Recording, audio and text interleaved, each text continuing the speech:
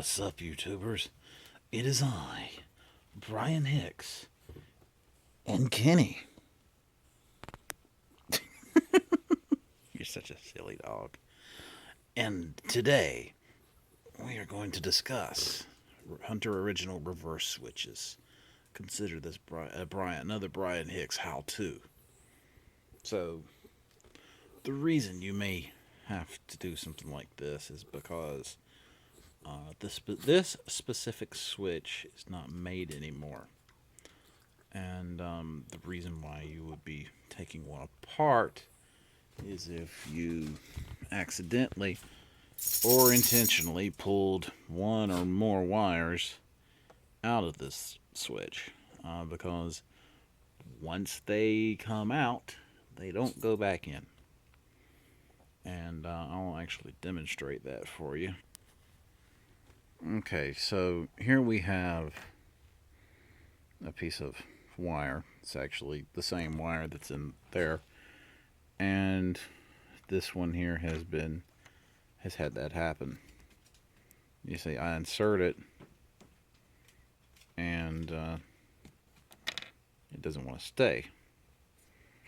And so what's going on there is, let me set this phone up.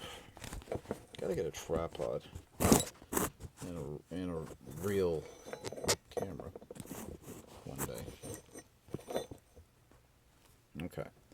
So what's happening is when, come on phone, stay still. Okay, so what's happening is when you insert it, or it is inserted at the factory, is the wire comes in like so, and come on now, go in there. It pushes in and then it locks in place. And the pressure of the slot, which these things here are at this, the pressure keeps it there. But after it's been inserted, and it's like so, a lot of people, and the fact of the matter is that there's just not enough room there to get something in there, like a even a small paper clip, or even really a needle, because you got to have something that's slightly larger than the diameter of this, but it also has to be harder than this, or else it will stick in there like the wire. So in this example, you do that, you pull the wire out, and then when you go to reassemble the fan, suddenly, and this is kind of an extreme example, suddenly you go to put it in and it doesn't hold the wire anymore. So the question is what do you do about it? Because you can't get this specific switch anymore. The new Hunter Original, that the 02 to 2012, and the newest ones, the 2015 Plus fans, use these, but the thing is that they use a slightly different switch. So what do? You basically you have to rebuild the switch. And I actually had started taking this one apart, and I had removed one of the jumpers. I don't know if you can see that. Come on, focus. Let me turn on the light. Okay, there's a jumper in there. You're just gonna have to believe me. It's this little piece right here. It's that. Okay. So it's in there. And so you come in with your little screwdriver or whatever, and you remove, I always remove the first two, which have the high jumper on it. And then I remove the two center ones. Doesn't really matter. But you look, you can see how this one is, and this one here actually may have still held the wire. But you can see how that's kind of slightly differently shaped.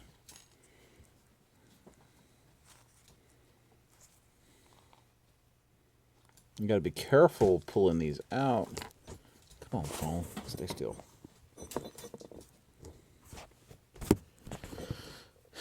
I got it hooked up to the charger.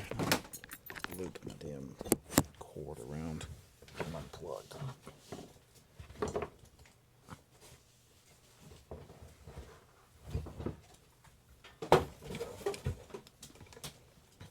Maybe it'll stay put now. Okay, we're charging again. Okay, so again, so I get my arm in there. So much drama tonight.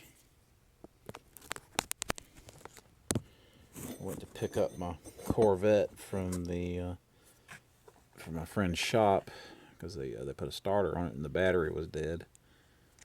It's typical life, I guess.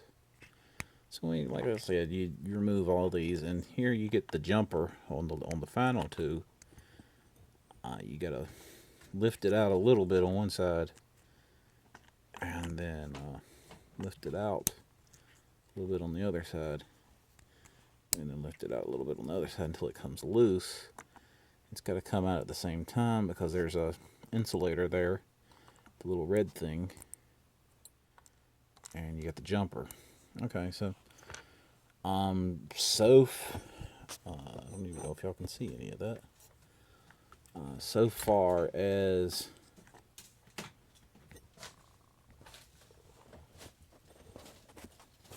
please stay the hell still. So far as repairing it, all you gotta do is just pull up on it slightly, get the angle better, and do that to all 6 of them.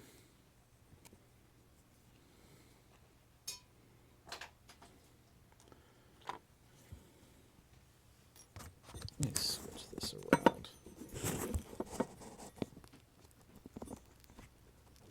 There we go, that'll make it, if it'll friggin' stay still. There. This has been being annoying tonight. So you just gotta do all 6 of those like that.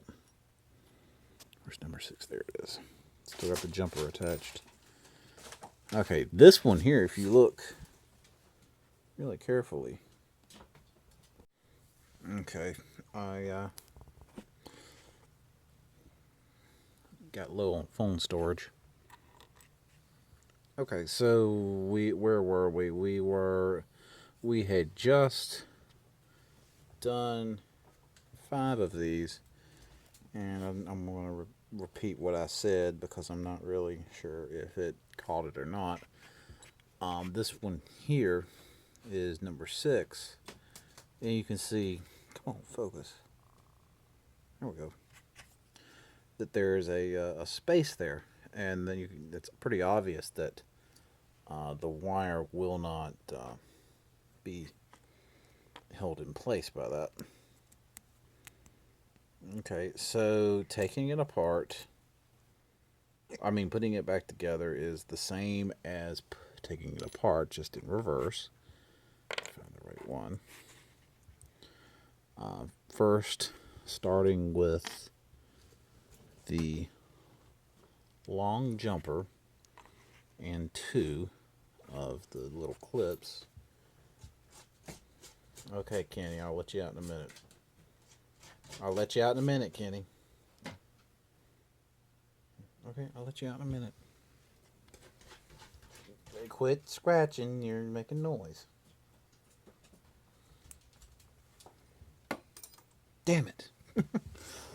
You probably heard what that was. That was my jumper. And I dropped it. Down in here into the needle regions. And I'll probably never find it. I'll pause this recording here. See if I can't locate the damn. Okay. So I found the little piece after dropping it. What you're going to do is you're going to first focus your camera.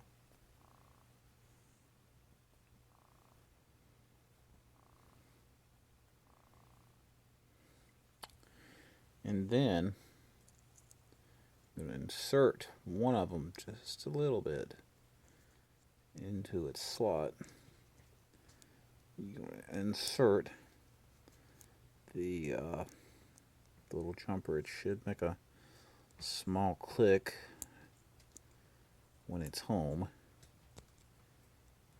This one doesn't seem to be cooperating. It's because I'm recording. Nothing's cooperating tonight, actually.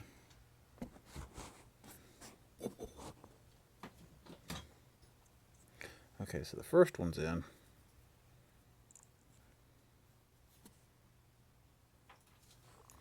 See, the problem is I'm holding my right arm against the charging cord. So I moved my right arm, and lo and behold, I knocked the phone over.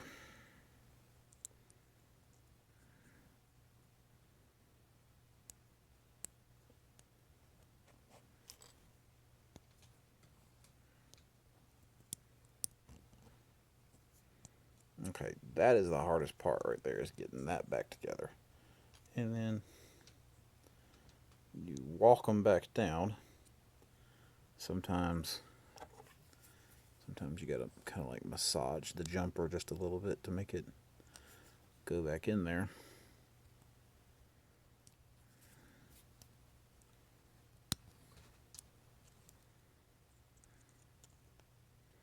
Because this is not designed to come out again after it's put in there. Okay. See, now this side over here kind of walked off. This is the reason why you use little tools. Okay, we're back on. Okay, push that back down. Then, like I said, that was the hard part. Then you take your little insulator, and these tend to be a little bit funny as well. Use your little tool, whatever you may have, whether it be a screwdriver or whatever. Push that on down. Get it back home. Sorry. Then you take two more jumpers, and if you'll notice, you can't really mess this up because the little, it's kind of like you see the sides that have the little divots on them. That's where your clips will go. Okay, these you want to go ahead and insert like so. Where's my little jumper? Okay. And then you just connect. And connect. It's like connect the dots, kind of like. You take it and you push it home. Then you take your other two.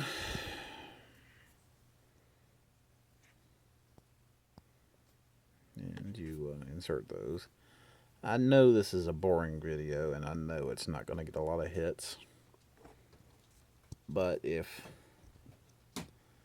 you need to know how to do this, it'll be a lifesaver for you.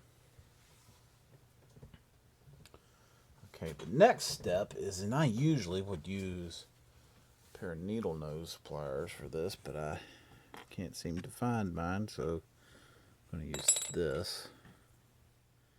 Which one is the one? I guess it doesn't really matter. Okay. So the next step is, without cutting these, you need to bend one side outwards at an angle. Doesn't have to be too much, but it needs to be a good amount.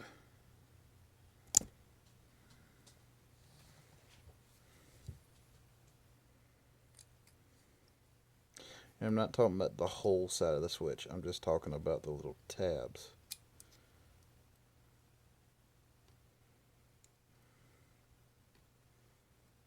I don't know, 10 degrees worth, maybe 20 degrees, somewhere in there. Like So,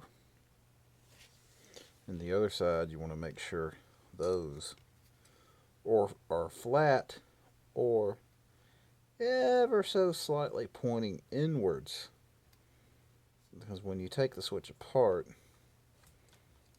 they tend to move because they're not exactly very strong metal. Okay, make sure your little copper contacts, actually only one side of it's copper, the other side of it's steel. You see, and the copper is actually only there as a copper is only there as a spring, but do definitely want to make sure that you do this step over a table, because it usually, I've never gotten one back together on the first try. Never have. And see, they always fall out like that.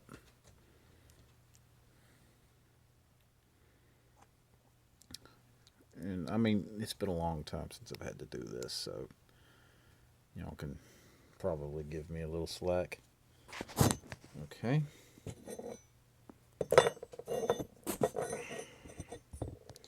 There's a couple ways you can do this. I usually like to use pliers, but you can use pretty much anything that's hard metal.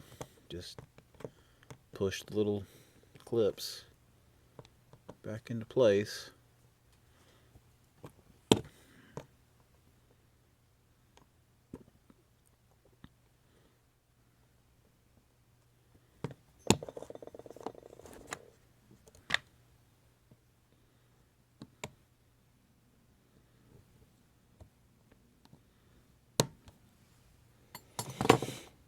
Okay. Oh, got one over here that's still sticking out.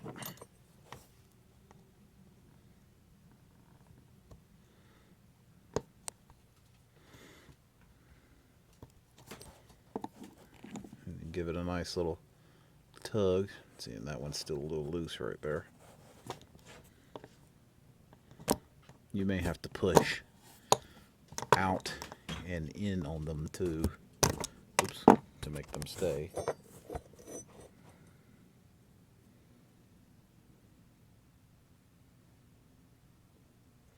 I think this one's just going to be a bit loose because it had a slightly traumatic experience, but I'm going to try to tighten it up in another way.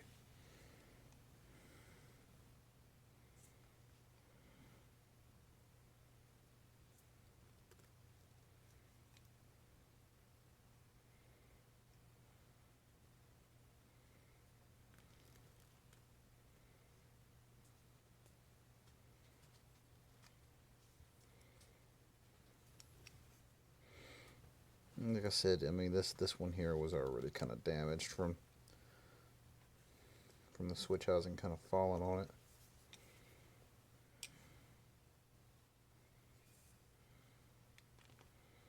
Occasionally, and I've done a few of these over the years, probably a dozen or so maybe. Because actually, just at one point, this was before I figured out, that I should just cut the wires halfway when I build an original. Okay, that's good. Nice and solid. Okay, so there we go. And like I said, I mean, you may or may not. Come on, focus. You know you want to. There we go. You may or may not have to. Let me use my little screwdriver. Come on, phone. Stay still. Stay. You may have to use something to push these out this way slightly. Kind of like hold it still and then use something small like a little screwdriver, another little screwdriver or something to tap it down or tap it up, whichever way it needs to go. But the goal is that when you pull on this, it stays together. You don't need to go wailing on it, but it needs to be able to hold itself. Okay, so ordinarily I would probably go ahead and explain to you how this is wired. However, in the interest of time, and there's another video to come in this series. This is actually, I decided part way through this that this was going to be Hunter Original Refurbishment Part 4, just because of the fact that this is something that you run into sometimes. And I mean, this was unexpected. I was just going to install this fan and make a quick little video of it. Yeah, just do a demonstration video. And then that's when I found out something was wrong with it. So anyway, thank you for watching, and look out for, believe it or not, I uploaded part 1 and I uploaded part 3, because part 2 has to do with the electrical aspects of it. And excuse me, the electrical. I had a brain fart. The electrical aspects of varnishing the windings. Must be tired. And doing some rewiring issue things. Like with the Molex plug. Like sometimes you'll have a damaged wire between the winding and the switch housing, and I'll show you how to replace one of those, etc., etc. And unfortunately, you do have to have spare parts to be able to do that, and I'm sure you can find the Molex plugs and the Molex tool built maker and all that stuff, but spare parts are easier. Thank you for watching, everybody, and Merry Christmas. Kenny says hey too. Hey. Hey. Hey. Hey. Say hey. Say hey to everybody. Okay, fine, whatever. I'm gonna bite your nails. Alright, thanks. See y'all later.